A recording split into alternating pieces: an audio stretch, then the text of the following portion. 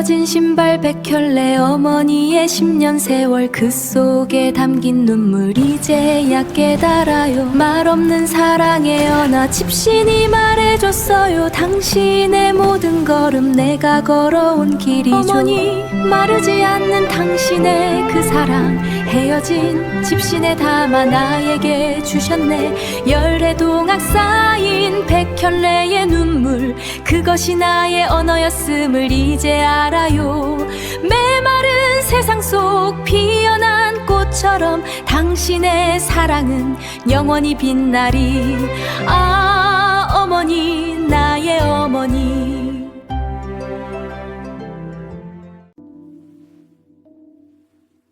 어서 오셔요. 야담대감입니다. 오늘도 세상 어딘가에서 있었던 기이하고 통쾌한 이야기 하나 품속 깊이 간직해왔으니 편히 앉아 들으셔요. 이 이야기가 마음에 드셨다면 구독과 좋아요 잊지 마셔요. 다음 이야기도 기다리고 있으니 사랑합니다.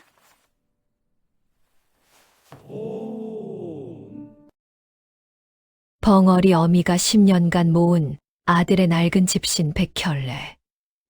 1막 어미와 아들 1945에서 1950년 내 어릴 적 합천 인근 삼가 고을에서 들은 이야기인즉 지금도 그 마을 어귀 느티나무 아래를 지나면 괜스레 코끝이 찡해진다는 사람이 한둘이 아니었다. 그 느티나무 옆 낡은 토담집에 말 못하는 여인이 하나 살았다. 여인의 이름은 순덕이었다. 경상도 삼가 고을 외딴 산비탈 마을 해방이 된 지 얼마 안 된 1945년 가을의 이야기다.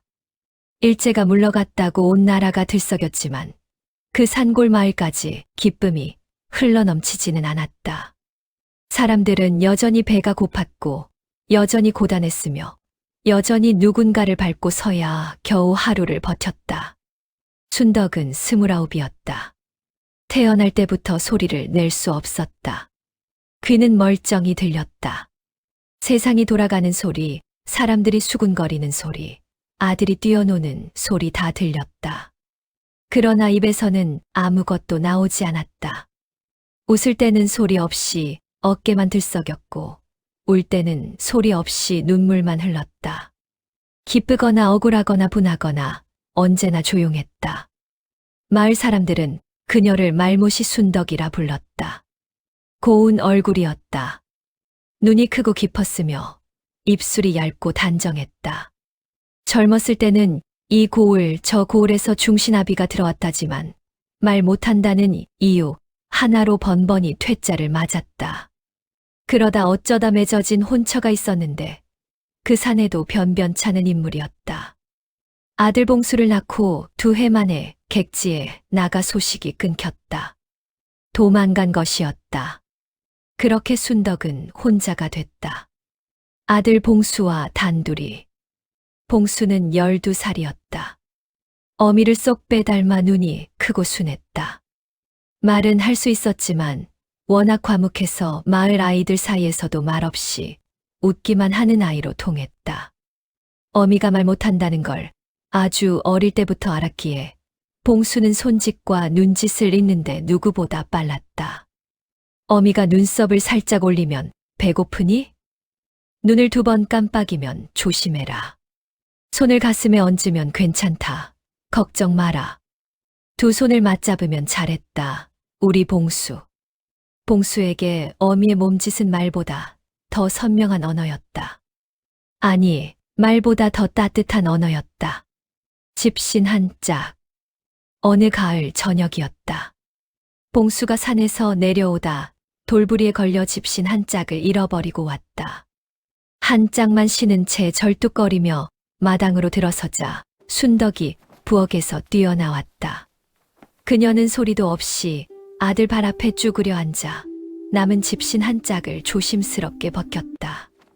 발바닥을 들여다보고 상처난 데는 없는지 손가락으로 천천히 쓸어보았다. 발 뒤꿈치를 돌려보고 발가락 사이도 살폈다. 다행히 긁힌 자국만 있었다. 순덕이 안도하는 눈빛을 지었다. 봉수가 머쓱하게 웃으며 말했다. 어무이 집신 한 짝 잃어붙다. 미안타. 돌부리에 걸려가지고 훌러덩 넘어지면서 날아가 붙다 아이가. 춘덕은 고개를 저었다. 괜찮다는 뜻이었다. 그러더니 남은 집신 한 짝을 땅에 내려놓지 않고 가만히 품에 안았다. 봉수가 고개를 갸웃했다. 어무이, 그거 왜 안고 있노? 한 짝밖에 없는데 버려도 되지. 춘덕은 대답 대신 봉수를 바라봤다. 그 눈빛이 무언가를 말하고 있었지만 12살 봉수는 아직 그 뜻을 다 알지 못했다.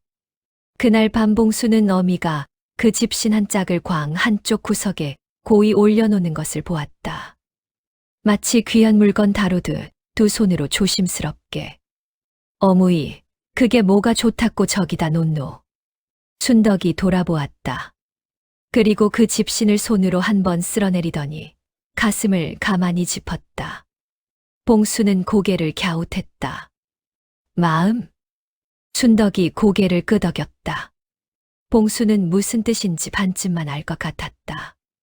아직 어린 나이라 그냥 그러려니 하고 넘겼다.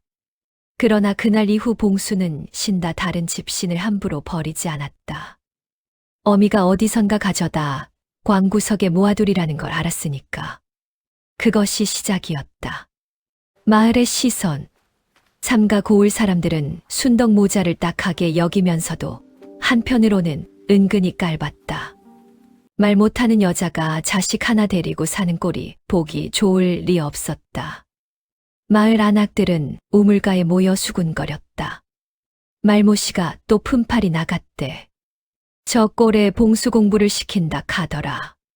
공부는 무슨. 어미가 어미니 자식도 뭐 될 게 없지. 아이고 불쌍하기는 한데 저런 어미 둔 봉수가 더 불쌍하지 않겠나. 춘덕은 우물가 옆을 지나다 그 소리를 들었다. 귀가 멀쩡하니 다 들렸다. 그러나 그녀는 고개를 숙이지 않았다. 눈을 내리깔지도 않았다. 그저 바구니를 고쳐들고 묵묵히 걸어갔다. 봉수는 어미 옆에서 그 장면을 보았다. 어린 가슴이 뜨겁게 달아올랐다. 어무이, 저 아지매들이 어무이 욕했다. 내가 가서 뭐락하고 싶은데. 춘덕이 걸음을 멈췄다. 그리고 봉수의 어깨를 잡고 눈을 마주쳤다. 천천히 고개를 저었다. 그리고 손을 들어 봉수의 가슴을 가만히 짚었다. 여기가 곧으면 된다. 봉수는 그 손짓의 뜻을 알았다. 눈물이 날 것 같았다. 꾹 참았다. 알았다, 어무이. 둘은 말없이 걸었다. 봉수는 어미 손을 슬그머니 잡았다. 춘덕은 그 손을 꼭 쥐었다. 소리 없이 어깨가 들썩였다. 웃는 것이었다. 봉수도 따라 웃었다. 삭바느질의 밤. 춘덕이 먹고 사는 방식은 단순했다. 낮에는 남의 집밭일을 거들고 밤에는 삭바느질을 했다. 손이 고왔다. 바느질 솜씨가 좋아서 마을에서도 인정받았다. 말을 못해도 손끝만큼은 어느 누구보다 정확하고 정교했다. 밤이 깊으면 동수는 어미 옆에 앉아 글을 읽었다. 마을 서당 훈장 송씨 어른이 봉수를 불쌍히 여겨 무상으로 가르쳐 주었다. 봉수는 총명했다. 글을 한 번 읽으면 빠르게 익혔고 샘도 또래보다 훨씬 빨랐다. 어느 겨울밤이었다. 바람이 세차게 불고 토담집 창호지가 덜덜 떨렸다. 봉수가 손을 호호 불며 책을 읽다가 어미를 바라봤다. 춘덕은 손가락에 실을 감고 바늘을 놀리고 있었다. 호롱불 아래에서 그 얼굴이 노랗게 물들었다. 눈밑이 약간 꺼져 있었다. 피곤한 것이었다. 어무이. 춘덕이 눈을 들었다. 오늘 많이 힘들었지. 아침에 일찍 나가더라. 춘덕은 고개를 저었다. 괜찮다는 뜻. 아이다, 힘들었지. 손 봐봐. 봉수가 어미 손을 잡아당겼다. 바늘에 찔린 자국이 손끝에 여러 개였다. 봉수가 그 손가락을 들여다보며 인상을 찌푸렸다. 요것 봐. 여기도 찔리고 여기도. 어무이 손이 아프겠다. 순덕이 손을 빼려 했다. 봉수가 놓지 않았다. 가만히 있어봐. 봉수는 일어나더니 부엌에서 기름 묻은 헝겊을 가져왔다. 어미한테서 배운 대로 바늘 찔린 자국에 기름을 살살 발라주었다. 서툰 손길이었지만 정성이 담겼다. 순덕은 가만히 그 손길을 받으며 봉수를 바라봤다. 눈이 반달처럼 휘어졌다. 어무이, 나 커서 돈 많이 벌면 어무이한테 따뜻한 방 해줄게. 이런 데서 바느질 안 해도 되게. 순덕의 손이 잠깐 멈췄다.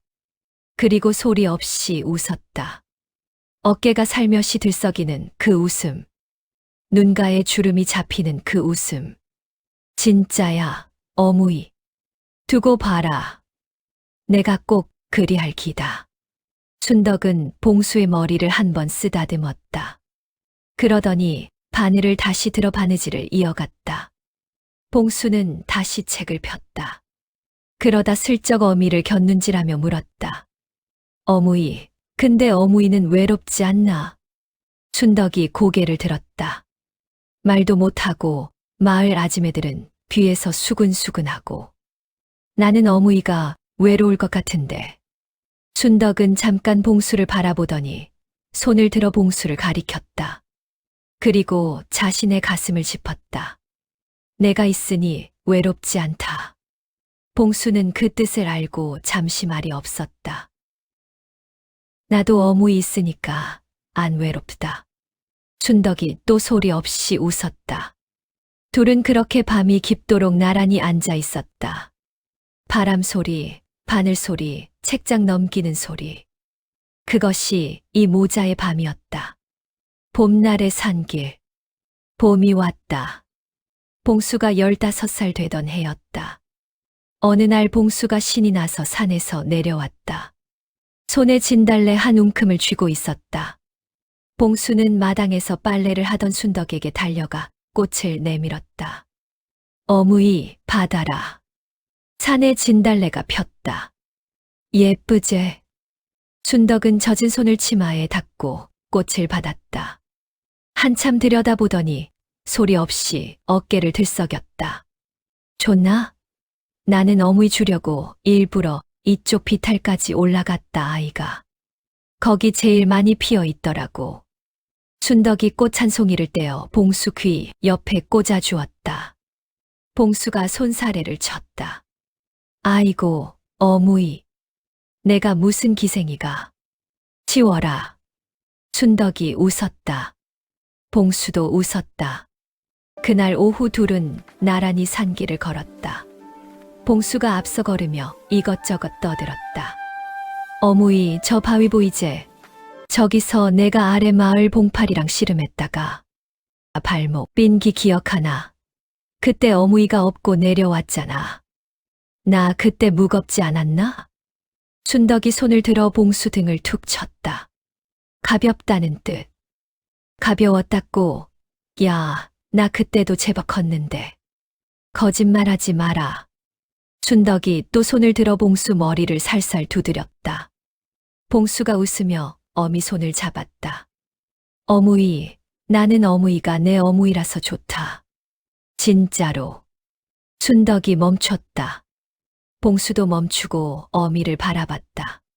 순덕의 눈이 촉촉하게 젖어 있었다. 왜 울어? 내가 뭐 잘못 말했나? 순덕이 고개를 저었다. 그리고 봉수의 두 볼을 손으로 감쌌다. 그 눈으로 말했다. 나도 내가 내 아들이라서 좋다. 너무너무 좋다. 봉수는 눈물이 왈칵 날 것 같아서 고개를 돌렸다. 아이고, 왜 그래서 나까지 울게 만드노? 이래뿐네. 봉수가 눈을 빠르게 깜빡이며 하늘을 올려다봤다. 순덕이 그런 봉수의 손을 꼭 쥐었다. 둘은 산길을 천천히 내려왔다. 손을 잡은 채로. 봉수의 18, 어미의 고백. 세월이 흘러 봉수는 18이 됐다. 어깨가 벌어지고 목소리가 굵어졌다. 덩치가 커진 봉수가 어미 옆에 서면 순덕이 도리어 아담해 보일 지경이었다. 봉수는 낮에는 남의 집 농사일을 거들고 저녁에는 집에 돌아와 어미 일을 덜어주었다. 어느 저녁 봉수가 밭에서 돌아오다 마당 귀퉁이에 쪼그려 앉은 순덕을 보았다. 순덕은 광에서 꺼낸 집신들을 마당에 늘어놓고 하나씩 살펴보고 있었다. 봉수는 그 광경에 발이 멈췄다. 집신이 꽤 많았다. 자신이 어릴 때 신던 작은 것부터 크면서 신던 점점 큰 것들까지 죄다 낡고 달아 바닥이 뚫린 것들이었다. 순덕은 그것들을 하나씩 손으로 쓸어내리고 있었다. 마치 오래된 편지를 읽듯. 봉수는 조용히 다가가 어미 옆에 쪼그려 앉았다. 어무이. 순덕이 돌아봤다. 이거 다 내 집신이지. 순덕이 고개를 끄덕였다. 봉수는 집신 하나를 집어들었다. 아주 작은 것이었다. 어린아이 발만 한 크기. 이거 내가 아주 어릴 때 그 아이가 이런 것도 다 모아뒀나. 순덕이 또 고개를 끄덕였다. 봉수는 그 작은 집신을 한동안 들여다봤다. 어무이, 왜 모아두는 기야? 진짜로 왜 그러는지 말해줘. 손짓으로라도. 순덕은 잠시 봉수를 바라보았다. 그리고 천천히 그 집신을 자신의 가슴에 대었다. 눈을 감았다. 잠깐 그러고 있다가 눈을 뜨고 봉수를 가리켰다. 봉수는 이번에는 알 것 같았다. 내가 걸어온 길이 여기 담겨 있다. 그 말이가? 순덕이 눈을 크게 떴다. 그리고 고개를 힘차게 끄덕였다. 봉수는 입술을 깨물었다. 어무이는 내가 걸어온 발자국을 버리지 못하는 기구나. 순덕의 눈에 눈물이 고였다. 소리 없이 조용히 봉수가 집신을 내려놓고 어미를 안았다. 덩치 큰 아들이 작은 어미를 꼭 껴안았다. 어무이, 미안하다. 이제야 알았다. 진작 알았어야 했는데. 순덕은 아들의 등을 두드렸다. 토닥토닥. 오히려 아들을 달래듯. 봉수가 코를 훌쩍이며 말했다. 나 어디 안 간다, 어무이. 평생 옆에 있을게. 순덕이 고개를 끄덕였다. 마당에는 낡은 집신들이 가지런히 늘어서 있었다. 봉수가 걸어온 18회의 발자국들. 순덕은 그것들을 하나씩 다시 광구석에 정성껏 올려놓았다. 마치 세상에서 가장 귀한 것을 다루듯. 봉수는 그 뒷모습을 바라보다가 하늘을 올려다봤다. 별이 가득했다. 불길한 봄. 1950년 봄이 왔다.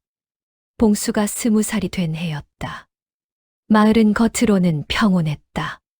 논에 물이 들어오고 밭에 씨앗이 뿌려졌다. 그러나 어딘가 이상했다. 장에 나가면 사람들이 웅성거렸다. 38선 너머에서 심상찮은 소리가 들린다는 것이었다. 훈장 송씨 어른이 봉수를 불러 말했다. 봉수야, 요즘 세상이 어수선하다. 몸 조심해라.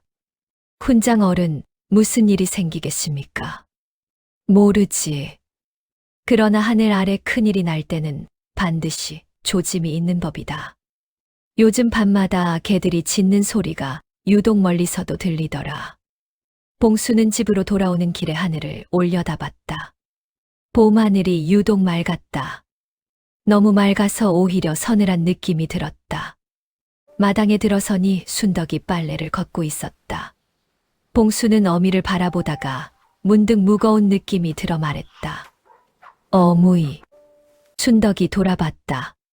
아무 일 없겠제. 우리 그냥 이렇게 어무이랑 나랑 이 마당에서 이렇게 살면 안 되겠나. 순덕은 빨래를 다 걷고 봉수에게 다가왔다. 그리고 봉수의 얼굴을 두 손으로 감쌌다. 눈을 마주쳤다. 괜찮다. 걱정 마라. 두 눈을 천천히 2번 깜빡였다. 봉수는 어미의 손을 꼭 잡았다.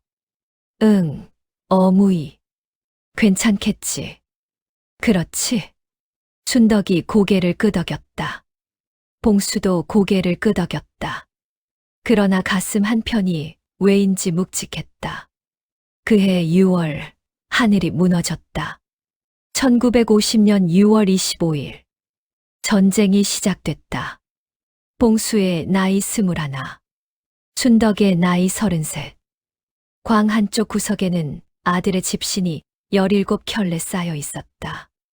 이막 전쟁과 이별 1950년에서 1953년. 그날 아침 1950년 6월 25일 새벽부터 하늘이 이상했다. 삼가 고을 산비탈 마을에는 안개가 짙게 깔려 있었다. 여름 아침치고는 바람이 차가웠고 어디선가 개 짖는 소리가 끊이지 않았다. 순덕은 새벽같이 일어나 부엌에 불을 지폈다.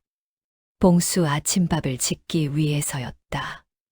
봉수가 부스스 머리를 긁으며 부엌 문을 열었다. 어무이, 일찍 일어났네. 오늘 어디 나가나? 순덕이 고개를 저었다. 그럼 왜 이렇게 일찍? 더 자도 되는데.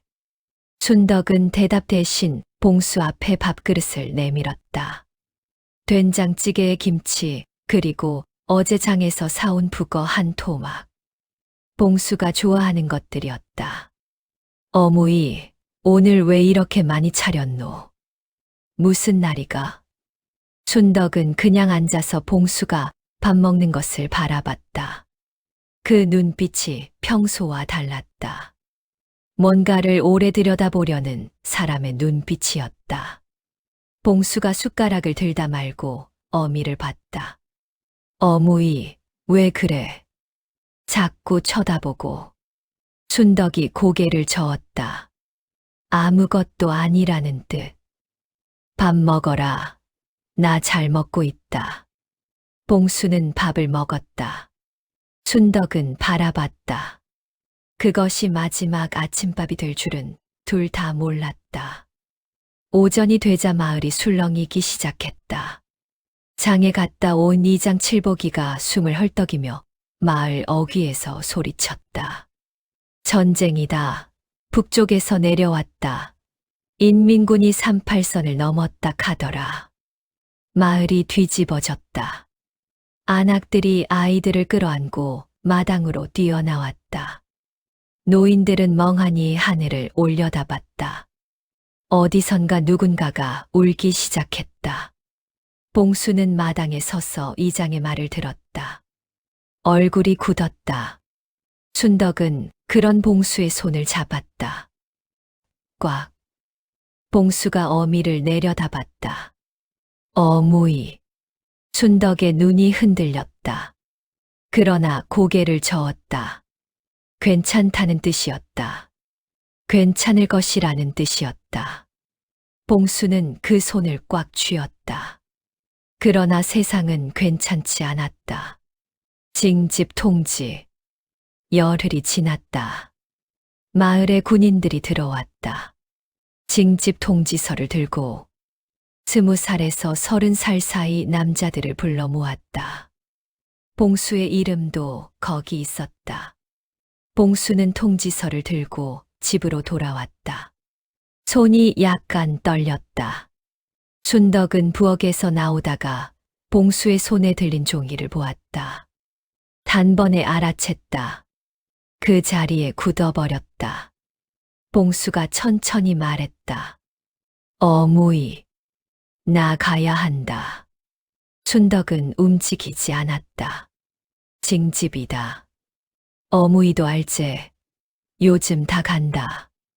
봉파리도 가고 창식이도 갔다 가더라.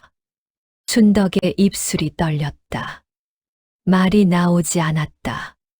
평생 말이 나온 적이 없었지만 이 순간만큼 그 사실이 이토록 잔인하게 느껴진 적이 없었다. 봉수가 다가와 어미 앞에 섰다. 어무이, 울지 마라.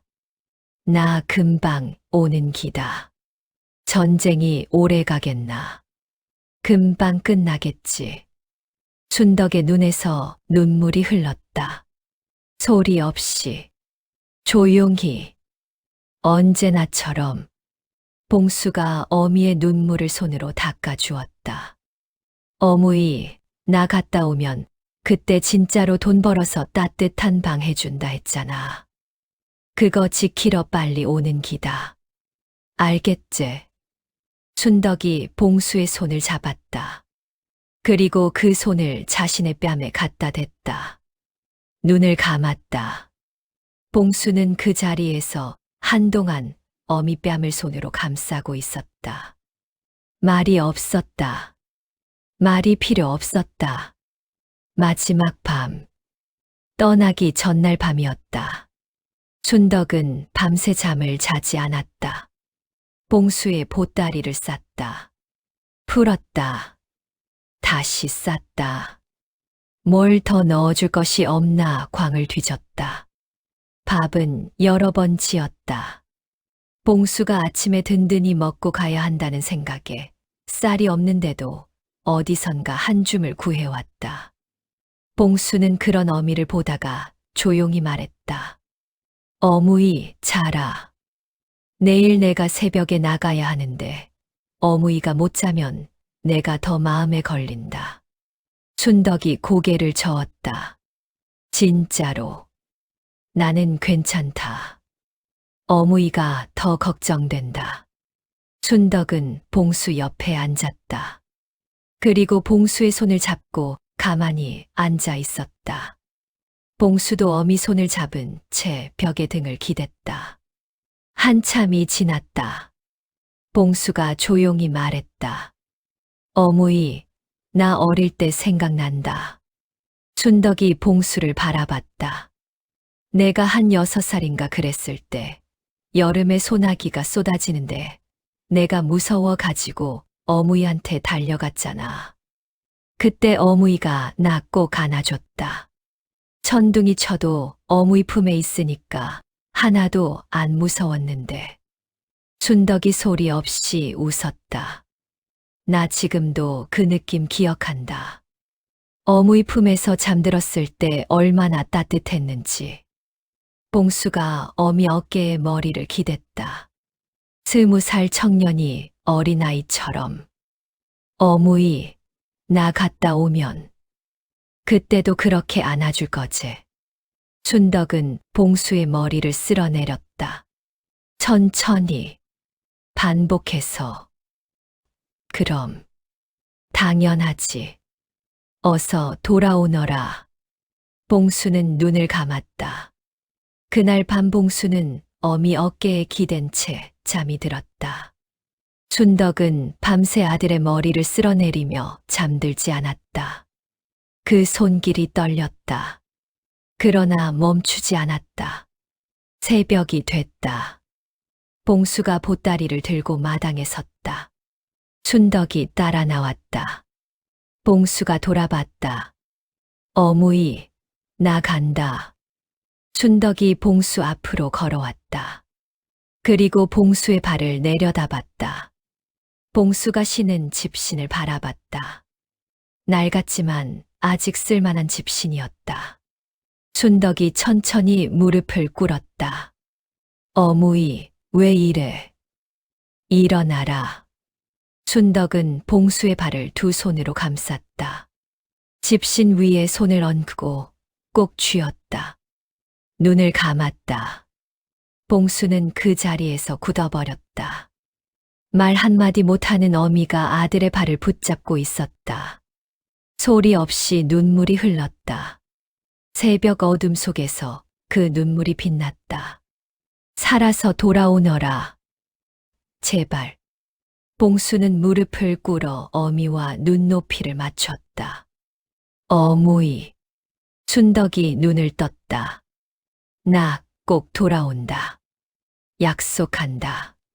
춘덕이 봉수의 얼굴을 두 손으로 감쌌다.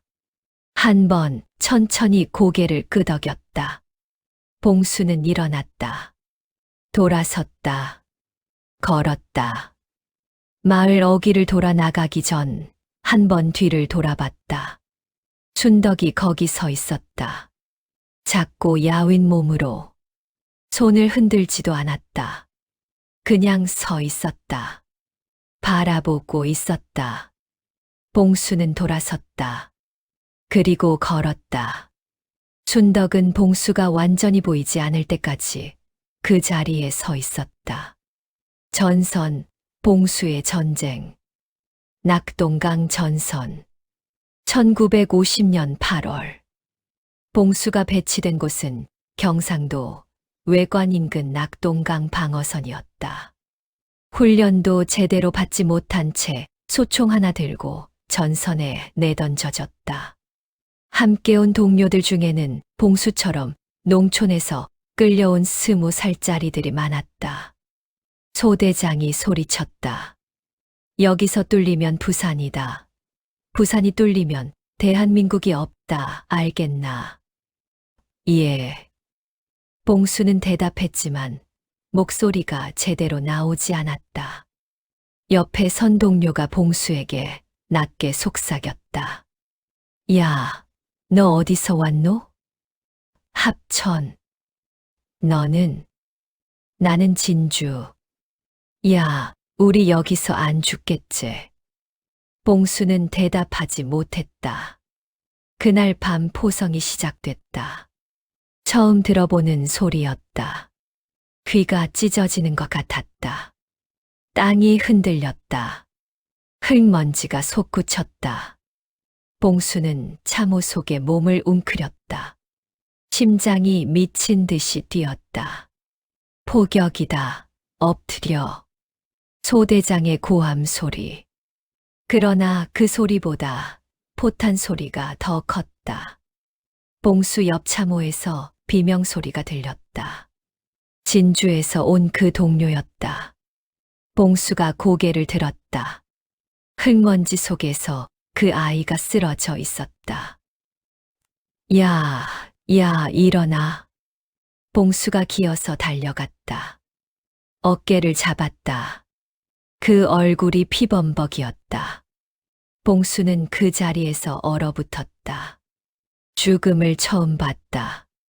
20살 봉수는 그날 밤 참호 속에서 무릎을 끌어안고 떨었다. 포성이 멈추지 않았다. 하늘이 붉게 물들었다. 어디선가 계속 누군가가 소리를 질렀다. 봉수는 눈을 감았다. 어미 생각이 났다. 어무이, 나 지금 너무 무서운데. 외관 전투. 8월이 깊어가면서 전투는 더 치열해졌다. 인민군은 낙동강을 건너려 했다. 국군과 유엔군은 막으려 했다. 그 사이에서 봉수 같은 청년들이 죽어나갔다. 어느 새벽 봉수의 소대는 강변 언덕을 사수하라는 명령을 받았다. 20명이 출발했다. 언덕에 올랐을 때는 12명이었다. 소대장이 이를 악물고 말했다. 여기서 버텨야 한다. 여기 뚫리면 후방이 없다. 봉수는 소총을 쥐었다. 손이 땀으로 미끄러웠다. 똥이 트자마자 인민군이 밀려왔다. 봉수는 처음으로 방아쇠를 당겼다.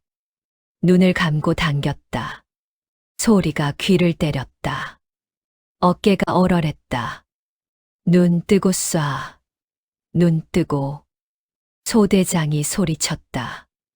봉수는 눈을 떴다. 앞을 봤다. 쏘았다. 전투는 3시간 동안 계속됐다. 봉수는 나중에 자신이 뭘 했는지 기억이 흐릿했다. 총을 쏘고 엎드리고 기고 또 쏘고 옆에서 누군가 쓰러지면 그 자리에서 뛰어 이동하고 그냥 살기 위해 몸이 움직였다. 전투가 끝났을 때 살아남은 건 봉수를 포함해 6명이었다. 봉수는 언덕에 주저앉았다. 총을 내려놓고 두 손을 봤다. 떨리고 있었다. 옆에 앉은 선임병 상사가 말했다. 봉수야, 잘 버텼다. 봉수는 대답하지 못했다. 야, 말해봐. 괜찮나? 예. 다친 데 없지? 없습니다. 상사가 봉수의 등을 툭 쳤다. 봉수는 하늘을 올려다봤다. 파랬다. 아침 하늘이 너무 파래서 눈물이 났다. 이유를 몰랐다. 그냥 났다. 삼가 고을 하늘도 이렇게 파랬는데 어미는 지금쯤 뭘 하고 있을까? 겨울 후퇴. 9월 인천 상륙 작전이 성공하면서 전세가 뒤집혔다. 국군은 북으로 진격했다. 봉수의 부대도 북으로 올라갔다. 황해도까지 올라갔다. 그러나 10월 말 중공군이 개입하면서 상황이 다시 뒤집혔다. 후퇴가 시작됐다. 겨울이었다. 황해도의 겨울은 경상도와 달랐다. 눈이 무릎까지 쌓였고 바람이 칼처럼 피부를 베었다. 봉수는 얇은 군복 하나로 그 추위를 버텼다. 후퇴 중에 봉수의 집신이 끊어졌다. 바닥이 완전히 뚫렸다. 눈속을 걸으니 발이 젖었다. 발가락 감각이 사라지기 시작했다. 상사가 옆에서 말했다.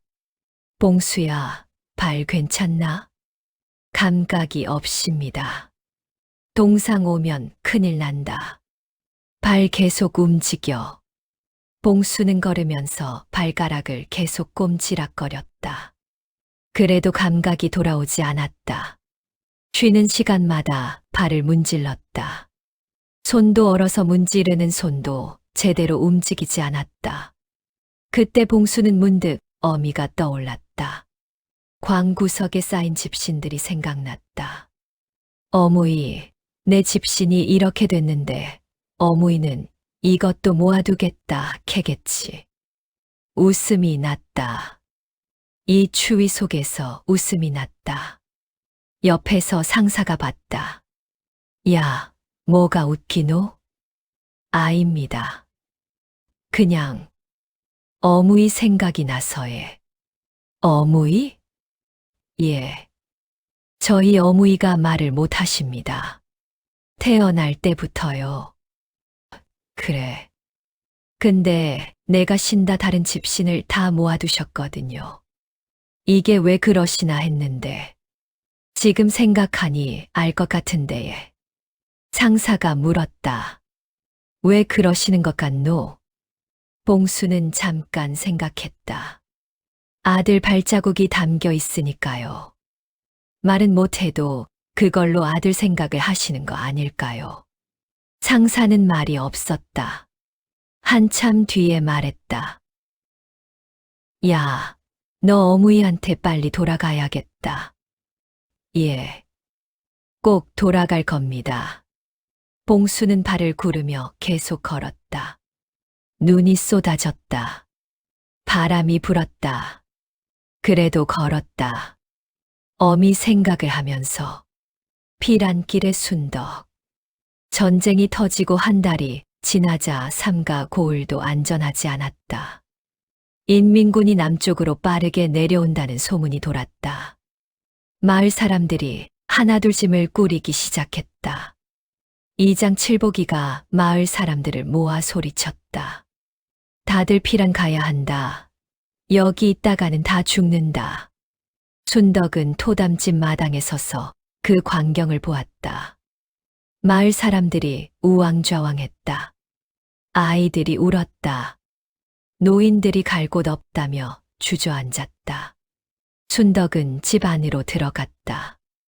무엇을 가져가야 할지 생각했다. 쌀 한 줌, 솥, 이불, 봉수 아버지가 남기고 간 삭바느질 도구, 그리고 광으로 갔다. 구석에 쌓인 집신 꾸러미를 바라봤다. 17켤레. 봉수가 어릴 때부터 신다 다른 것들. 순덕은 그것을 보따리에 싸기 시작했다. 그때 이웃집 안악 점순이가 들어왔다. 말못이야, 뭐 하노? 빨리 가야지. 짐 더 챙겨. 순덕이 집신 보따리를 들었다. 점순이가 눈을 동그랗게 떴다. 그게 뭐고, 헌집신 아이가 그런 거 가져가서 뭐 할라고. 버리고 가지. 순덕이 고개를 저었다. 아이고 말못이야. 지금 피랑 가는데 집신 꾸러미를 들고 갈 기가 무겁기만 하지. 버려. 순덕은 그 보따리를 등에 업었다. 꼭 아는 채. 점순이가 혀를 찼다. 참, 저러니까 혼자 사는 기지. 쓸데없는 거 끌어안고. 순덕은 돌아보지 않았다. 쌀 보따리를 앞에 들고 집신 보따리를 등에 업고 피란길에 올랐다. 피안길. 피란길은 지옥이었다. 도로마다 사람들이 넘쳤다. 소달구지, 지게, 아이를 업은 안악, 지팡이 짚은 노인. 다들 어디로 가는지도 몰랐다. 그냥 남쪽으로. 더 남쪽으로. 순덕은 걸었다. 말을 못하니 누군가에게 물어볼 수도 없었다. 어디서 쉬어야 하는지, 얼마나 더 가야 하는지, 그냥 사람들을 따라 걸었다. 이틀째 되던 날, 길가에서 아이 하나가 울고 있었다. 서너 살쯤 된 아이였다. 엄마를 잃은 것 같았다. 피란 인파 속에서 울고 있었는데 아무도 거들떠보지 않았다. 순덕이 멈췄다. 아이 앞에 쪼그려 앉아 눈을 맞추었다. 아이가 순덕을 보며 울면서 말했다. 엄마 어딨어요? 엄마 찾아줘요.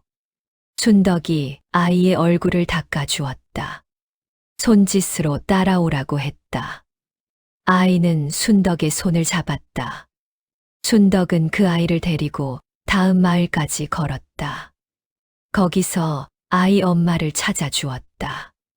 아이 엄마가 울면서 말했다. 고맙습니다, 아주머니.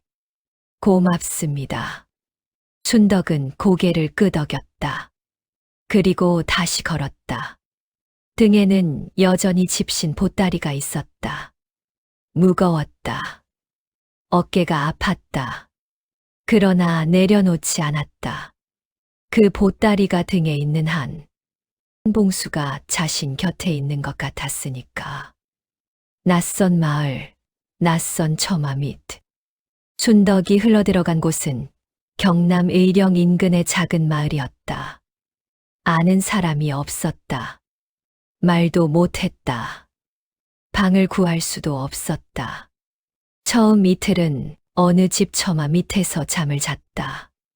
비가 오면 처마 끝에서 빗물이 떨어졌다. 그래도 버텼다. 사흘째 되던 날, 그 집 주인 할매가 나왔다. 아이고, 거기 누구요? 피란민이요. 순덕이 고개를 끄덕였다. 어디서 왔어요? 어디 가는 사람이요? 순덕은 입을 열었다. 그러나 아무 소리도 나오지 않았다. 할매가 눈을 찡그렸다. 말을 못하는 사람이요. 순덕이 고개를 끄덕였다. 할매가 한참 순덕을 바라봤다. 그리고 말했다. 혼자요? 가족은? 순덕은 손으로 총 쏘는 흉내를 냈다. 그리고 북쪽을 가리켰다. 할매의 얼굴이 일그러졌다. 아이고, 아들이 전쟁 나갔구만. 순덕이 고개를 끄덕였다. 할매는 한숨을 쉬었다. 들어와요. 방은 없고 부엌 옆 헛간이라도 있소. 거기라도 있어요. 순덕이 깊이 고개를 숙였다. 그날 밤 헛간 한쪽에 앉아 순덕은 집신 보따리를 풀었다. 하나씩 꺼내 손으로 쓸었다. 봉수가 어릴 때 신던 작은 것, 12살 때 신던 것, 18살 때 신던 것, 마지막으로 전쟁 나가던 날 아침 신고 있던 그 집신 한 짝. 순덕은 그 집신을 가슴에 안았다. 봉수야.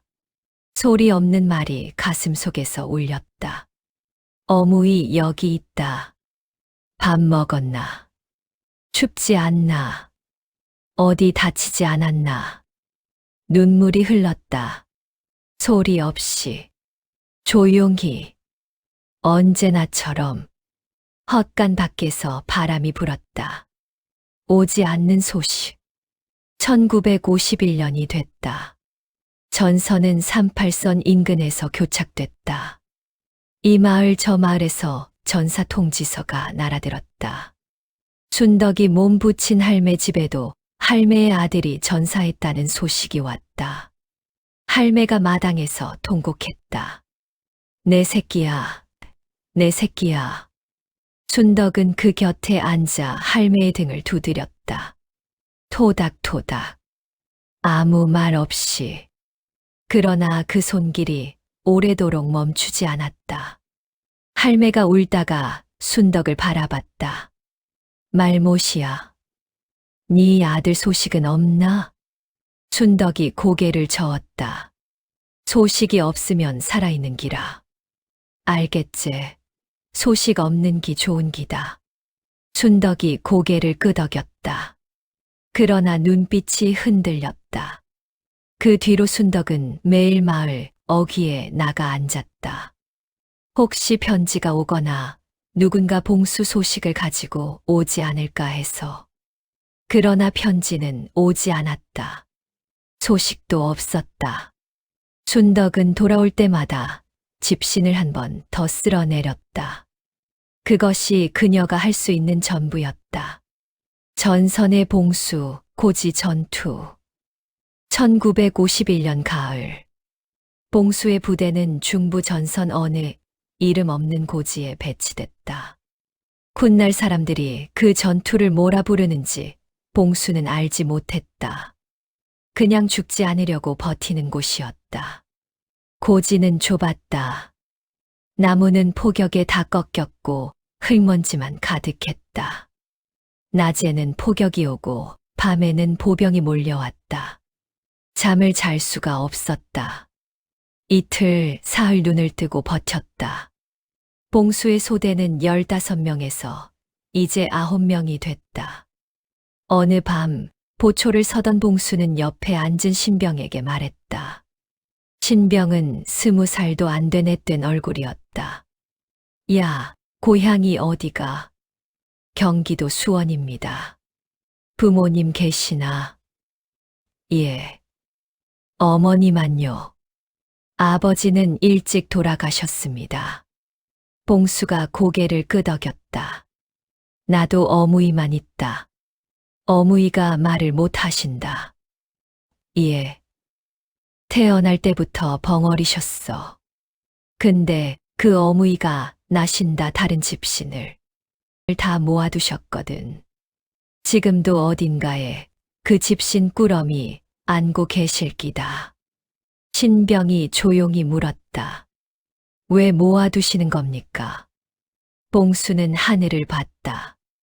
별이 많았다. 말을 못 하시니까. 목소리 대신 그게 말인기라. 아들이 걸어온 발자국. 그게 어무이한테는 말보다 더 큰 말인 거지. 신병은 잠시 말이 없었다. 저도 빨리 어머니한테 돌아가고 싶습니다. 그래. 우리 둘 다 꼭 돌아가자. 그날 밤 자정이 지나저기 밀려왔다. 봉수는 총을 들었다. 눈을 떴다. 방아쇠를 당겼다. 살아야 했다. 어무이한테 돌아가야 했다. 부상. 1952년 봄. 봉수는 왼쪽 허벅지에 파편을 맞았다. 후방 야전병원으로 후송됐다. 수술을 받았다. 파편은 빼냈지만 상처가 깊었다. 열이 펄펄 끓었다. 사흘 동안 의식이 오락가락했다. 열이 내린 어느 날 아침, 봉수는 흰 천장을 바라보다가 울었다. 이유가 없었다. 그냥 눈물이 났다. 간호사가 왔다. 왜 울어요, 군인 아저씨? 어무이 생각이 나서요. 어머니요? 예. 지금 어디 계신지도 모르고, 내가 살아있는지도 모르시고, 간호사가 물 한 잔을 가져다 주었다. 편지 쓰면 어때요? 여기서 써드릴게요. 어디로 보내면 될지 알아요? 봉수가 고개를 저었다. 어무이가 그를 모르십니다. 그리고 지금 피란 중이라 어디 계신지. 간호사가 안타까운 눈으로 봉수를 바라봤다. 봉수가 말을 이었다. 근데 있어요. 어무이가 말을 못하십니다. 벙어리거든요. 근데 내 집신을 다 모아두세요. 내가 쉰다 다른 거. 그게 어무이한테는 말 대신인 기라요. 봉수가 창밖을 바라봤다. 지금쯤 그 집신 꾸러미 안고 어딘가에 계실 기다. 나 없어도 그 집신들이랑 있을 기다. 눈물이 다시 흘렀다. 빨리 나아서 가야 되는데. 1953년 7월 27일 정전협정이 체결됐다. 총소리가 멈췄다. 봉수의 부대는 강원도 어느 전선에 있었다. 봉수는 살아 있었다. 그러나 그날 이후 봉수의 소식은 끊겼다. 산막 백혈레와 어미의 마지막 1953년에서 1955년 총소리가 멈춘 날 1953년 7월 27일 정전이 됐다. 의령 인근 작은 마을 할매 집 헛간에서 그 소식을 들은 순덕은 한동안 움직이지 않았다. 마을 사람들은 기뻐했다. 안악들이 손을 잡고 울었다. 노인들이 하늘을 향해 두 손을 모았다. 이 집 저 집에서 밥 짓는 냄새가 났다. 순덕만 혼자 헛간 앞에 서 있었다. 전쟁이 끝났다. 그러면 봉수가 돌아오는 것인가? 순덕은 마을 어귀로 나갔다. 길을 바라봤다. 아무도 없었다. 그냥 먼지 낀 흙길이었다. 할매가 뒤따라 나와 말했다. 말못이야, 집에 들어가. 바로 오는 기 아이다. 시간이 걸린다. 순덕은 고개를 끄덕였다. 그러나 돌아서지 않았다. 할매가 순덕의 손을 잡았다. 올 기다. 살아있으면 온다. 살아있으면. 그 말이 순덕의 가슴에 꽂혔다. 돌아오는 사람들. 8월이 됐다. 군인들이 하나둘 마을로 돌아오기 시작했다. 의령 인근 마을에도 며칠 간격으로 누군가의 아들이 돌아왔다. 어미가 달려나가 아들을 끌어안고 소리 높여 울었다. 동네가 잠시 떠들썩했다가 조용해지고 또 누군가가 돌아왔다. 순덕은 매일 마을 어귀에 나가 앉았다. 아침에 나가고 해질 무렵 들어왔다. 다음 날 또 나갔다. 사람들이 내려오는 길목이 잘 보이는 느티나무 아래였다. 거기 앉아서 길을 바라봤다. 할매가 밥을 가져다 주었다. 밥이라도 먹어라. 순덕은 밥을 받아 먹으면서도 눈은 길 위에 있었다. 열흘이 지났다. 봉수는 오지 않았다. 한 달이 지났다. 봉수는 오지 않았다. 삼가 고을로 돌아가다. 가을이 됐다. 전쟁이 끝났으니 피란민들이 고향으로 돌아가기 시작했다. 순덕도 삼가 고을로 돌아갔다. 혹시 봉수가 거기로 찾아올지도 모른다는 생각에 할매가 순덕을 붙잡고 말했다. 말못이야, 봉수 소식 들리면 나한테도 알려줘. 알겠제. 순덕이 고개를 끄덕였다. 두 사람은 한동안 손을 잡고 있었다. 말이 없었다. 말이 필요 없었다. 삼가 고을로 돌아온 순덕은 토담집이 그대로인 것을 보았다. 벽이 허물어지고 지붕이 군데군데 무너졌지만 그 자리에 있었다. 마당의 느티나무도 그대로였다. 광도 그대로였다. 순덕은 집 안으로 들어갔다. 텅 빈 방을 돌아봤다. 봉수의 흔적이 여기저기 남아 있었다. 낡은 책 한 권, 벽에 긁힌 자국, 봉수가 키를 재던 문설주의 작은 흠집들. 순덕은 그 문설주 앞에 섰다. 손으로 그 흠집들을 하나씩 짚었다. 이건 봉수가 7살 때, 이건 10살 때, 이건 15살 때, 이건 20살 때. 눈물이 흘렀다. 소리 없이. 그날 밤 순덕은 필한 때 가져온 집신 보따리를 풀어 광 구석에 다시 올려놓았다. 하나씩 차곡차곡. 소식을 찾아서. 순덕은 봉수 소식을 찾으러 다녔다. 말을 못하는 사람이 소식을 찾는다는 건 보통 일이 아니었다. 군 부대 연락처를 찾아가도 창구 앞에서 입을 열면 아무 소리가 나오지 않았다. 종이에 봉수 이름을 써서 내밀었다. 군인이 종이를 보고 말했다. 이 사람 소속 부대가 어딥니까? 순덕은 알지 못했다. 그냥 징집되어 갔으니까. 모르면 찾기 어렵습니다. 다른 거 아십니까?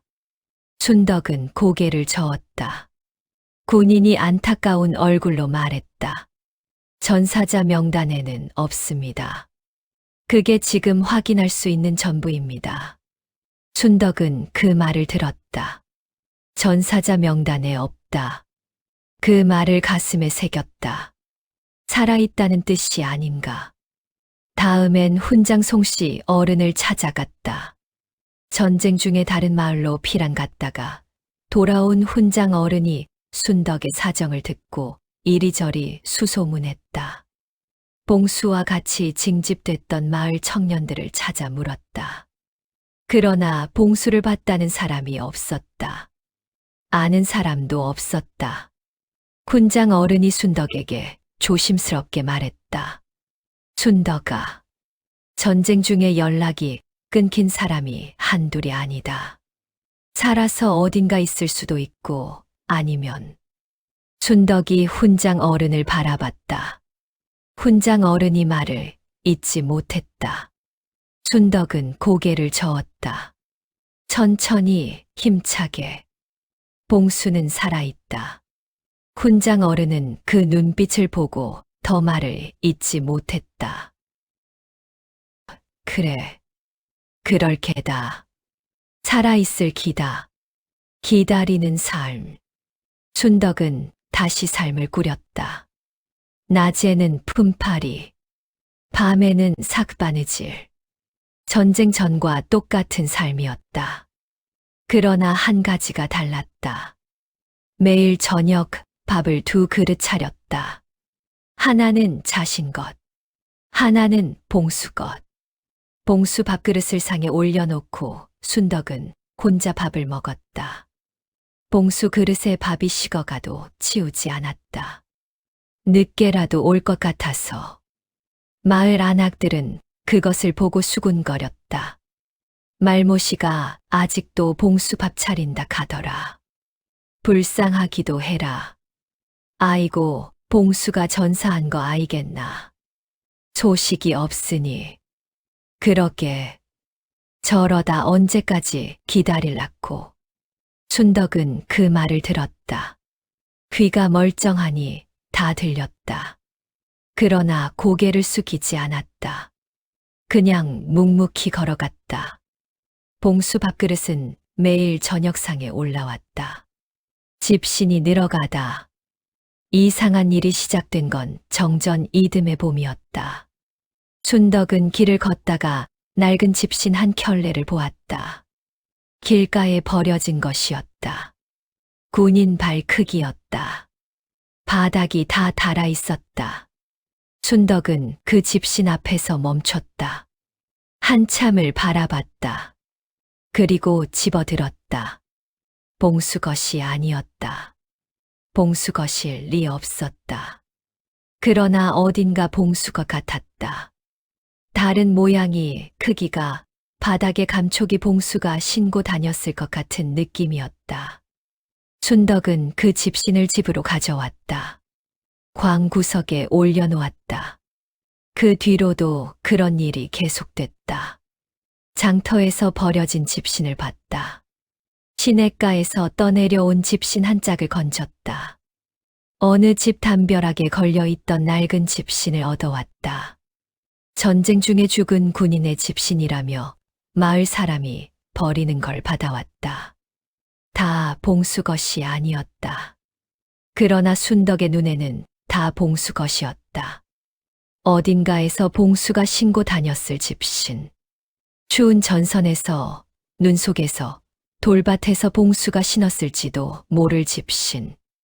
그 집신들이 어떻게든 순덕 손에 들어오는 것이었다. 마을 사람들은 수군거렸다.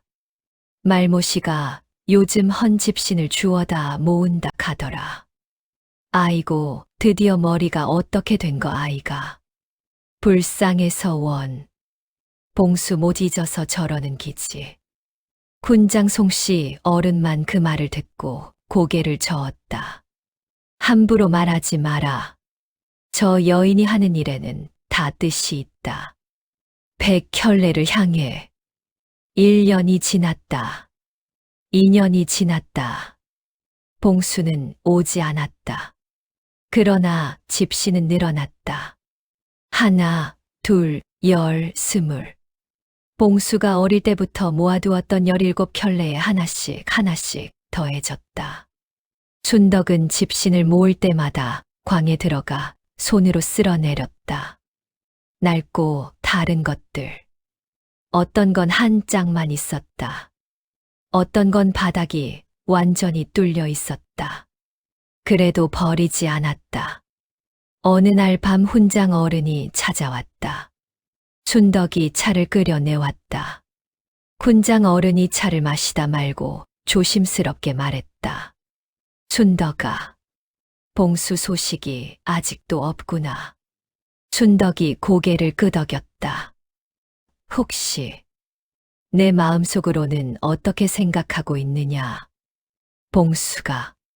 순덕이 훈장 어른을 바라봤다. 그리고 손을 들어 가슴을 짚었다. 살아있다. 그래, 그렇겠지. 훈장 어른이 창밖을 바라봤다. 한참 말이 없다가 말했다. 광의 집신이 얼마나 됐느냐? 순덕이 손가락을 펼쳐 세었다. 그리고 잠깐 생각하다가 두 손을 여러 번 폈다 접었다. 많이 됐구나. 순덕이 고개를 끄덕였다. 순덕아. 훈장 어른이 조용히 말했다. 내가 말을 못하는 거 하늘이 알고 봉수도 안다. 그러나 내가 지금 하는 일이 세상 어떤 말보다 크다는 걸 내가 안다. 순덕의 눈에 눈물이 맺혔다. 훈장 어른이 자리에서 일어났다. 봉수가 반드시 알 것이다. 1955년 가을. 2년이 더 흘렀다. 1955년 가을이었다. 전쟁이 끝난 지 2년이 됐지만 봉수는 돌아오지 않았다. 전사 통지서도 오지 않았다. 생사불명이었다. 마을 사람들은 이제 봉수 이야기를 잘 하지 않았다. 전쟁통에 그렇게 간 사람이 한둘이 아니었으니까. 세월이 가면 잊히는 것이 세상 이치였다. 그러나 순덕은 잊지 않았다. 그해 가을 순덕의 몸이 안 좋아지기 시작했다. 바지를 나가다 쓰러졌다. 이웃이 부축해서 집에 데려왔다. 며칠 누워있다가 일어났지만 전 같지 않았다. 얼굴이 야위었고 눈빛이 흐려졌다. 밥을 잘 먹지 않았다. 훈장 어른이 찾아와 걱정스럽게 물었다. 순덕아, 어디 아프냐? 춘덕이 고개를 저었다. 밥은 먹고 있느냐? 춘덕이 고개를 끄덕였다. 그러나 눈빛이 말하고 있었다. 나는 괜찮다. 그런데 지쳤다. 훈장 어른이 말했다. 춘덕아, 너 요즘 마을 어귀에 안 나가더라. 왜? 춘덕은 잠시 창밖을 바라봤다. 그리고 손을 들어 광 쪽을 가리켰다. 그리고 손가락으로 뭔가를 세는 흉내를 냈다. 훈장 어른이 고개를 갸웃했다. 집신 세고 있나? 춘덕이 고개를 끄덕였다. 얼마나 됐느냐? 춘덕이 손가락을 폈다, 접었다. 그리고 또 폈다, 접었다. 훈장 어른이 숫자를 세었다. 98, 거의 100켤레가 다 됐구나. 춘덕이 고개를 끄덕였다. 훈장 어른은 그 눈빛을 읽었다. 100켤레가 채워지면 그게 끝이다. 가슴이 먹먹했다. 마지막 2켤레. 그 뒤로 열흘이 지났다. 춘덕은 99켤레가 된 집신 앞에서 마지막 1켤레를 기다렸다. 어디서 올지 몰랐다. 그냥 올 것이라고 생각했다. 그러던 어느 날 저녁이었다. 마을 어귀에서 낯선 군인이 걸어왔다. 제대 군인이었다. 누렇게 바른 군복에 낡은 군화를 신고 있었다. 비쩍 마른 몸이었다. 그 군인이 토담집 앞에 서서 주위를 두리번거리다 마침 마당에 있던 이웃 안악에게 물었다. 저기요, 이 집에 말 못하시는 아주머니 사십니까? 순덕이라고. 이웃 안악이 눈을 동그랗게 떴다. 그렇소만. 당신은 누구요? 저는 봉수 씨랑 같이 복무했습니다. 봉수 씨가. 그때 순덕이 부엌에서 나왔다. 군인이 순덕을 보자마자 고개를 숙였다. 어머니. 봉수 씨 어머니 맞으시죠? 순덕이 굳었다. 군인이 배낭에서 무언가를 꺼냈다. 낡은 집신 1켤레였다. 이거. 봉수 씨가 간직하고 있던 겁니다. 제가 옆에 있었는데 봉수 씨가 이걸 항상 배낭에 넣고 다니면서 어무이한테 갖다 드려야 한다고 했습니다. 전쟁 나가던 날 아침 신고 있던 집신이라고. 달아서 못 신게 됐어도 절대 버리지 않았습니다. 춘덕의 손이 떨렸다. 봉수 씨가 52년 가을에 강원도 전선에서 행방불명됐습니다. 저는 그때 부상으로 후송됐고 제대하고 나서야 이걸 전해드리려고 찾아왔습니다. 군인의 목소리가 떨렸다. 봉수 씨가 그랬습니다. 어무이한테 꼭 전해달라고. 어무이가 이걸 기다리고 계실 거라고. 춘덕은 그 집신을 두 손으로 받았다. 떨리는 손이었다. 그러나 꼭 쥐었다. 봉수가 전쟁 나가던 날 아침 신고 있던 집신이었다. 춘덕이 그날 새벽 아들의 발을 두 손으로 감싸 쥐었던 바로 그 집신이었다. 닳고 달아 바닥이 뚫려 있었다. 얼마나 멀리 걸었을까? 얼마나 험한 길을 걸었을까? 춘덕은 그 집신을 가슴에 안았다. 소리 없이 울었다. 어깨가 들썩였다. 온몸이 흔들렸다. 그러나 소리는 나오지 않았다. 평생 소리가 나온 적이 없었다. 군인이 고개를 숙인 채 오래 서 있었다. 마당에 가을바람이 불었다. 그것이 99번째이자 100번째 집신이었다. 100켤레가 채워진 날. 다음 날 아침, 춘덕은 새벽같이 일어났다. 몸이 좋지 않았지만 일어났다. 광에서 집신을 꺼내기 시작했다. 하나씩, 둘씩, 품에 안아서 마당으로 날랐다. 여러 번을 오가며 날랐다. 마당에 집신을 늘어놓기 시작했다. 가지런히 한 켤레씩. 봉수가 아주 어릴 때 신던 작고 귀여운 것부터 조금 자랐을 때 신던 것. 10살, 15살, 18살. 그리고 전쟁 나가던 날 아침의 것. 그 뒤로 순덕이 피란길에서 주워온 것들. 길가에서 건진 것들. 전사한 군인의 것이라며 얻어온 것들. 시냇가에서 건진 것들. 줄줄이 늘어섰다.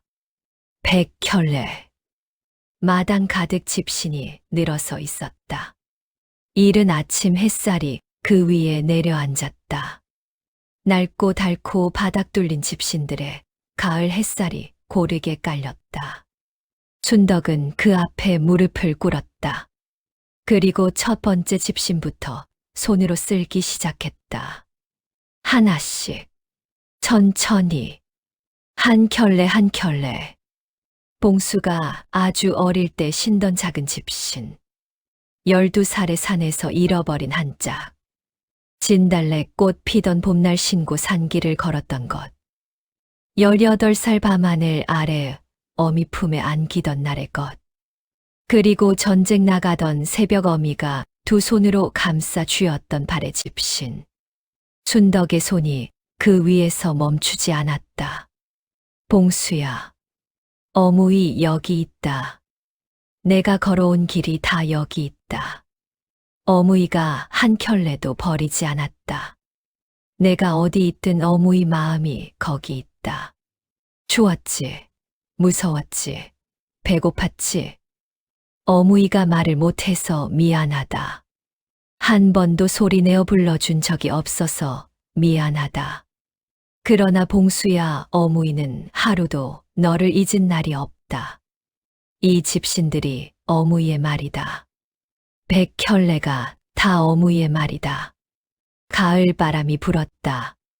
집신들이 살며시 흔들렸다. 마치 대답하는 것처럼. 순덕의 마지막. 이웃 안악이 아침에 순덕 집을 들렀다가 마당의 광경을 보고 발이 굳었다. 100켤레의 집신이 가지런히 늘어서 있었다. 그리고 순덕이 그 앞에 앉아 있었다. 순덕아, 밥 먹었나 순덕아? 순덕이 움직이지 않았다. 안악이 달려가 어깨를 잡았다. 순덕은 집신 위에 손을 올린 채 조용히 기대어 있었다. 눈을 감고 있었다. 입가에 아주 희미하게 무언가가 남아 있었다.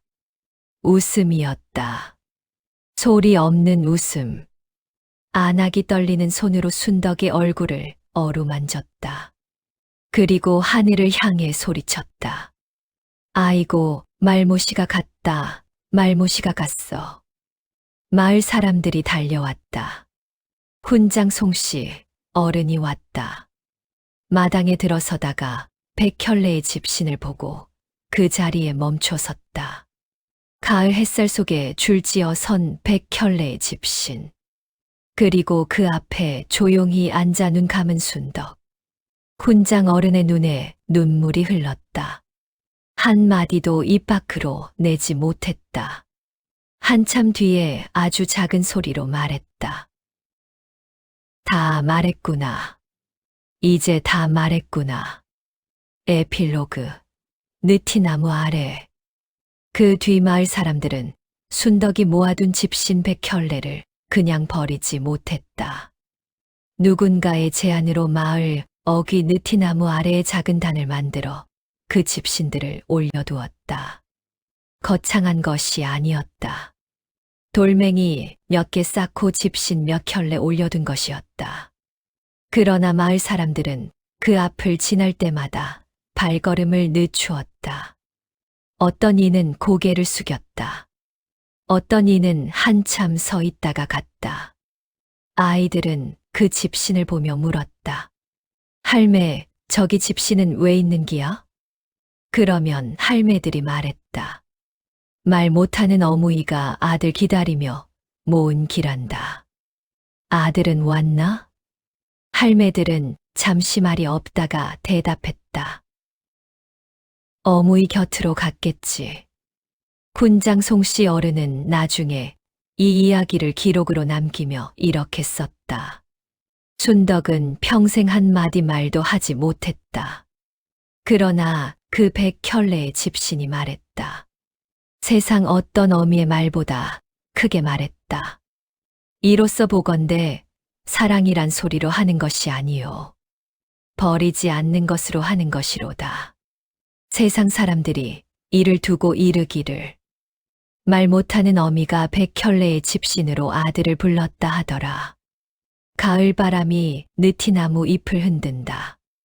낡은 집신들 위로 햇살이 내려앉는다. 조용하다. 언제나처럼 조용하다. 전쟁은 수많은 봉수를 데려갔다. 그리고 수많은 순덕을 남겨두었다. 말 못하는 어미든 말할 수 있는 어미든 기다리는 어미의 마음은 모두 같았다.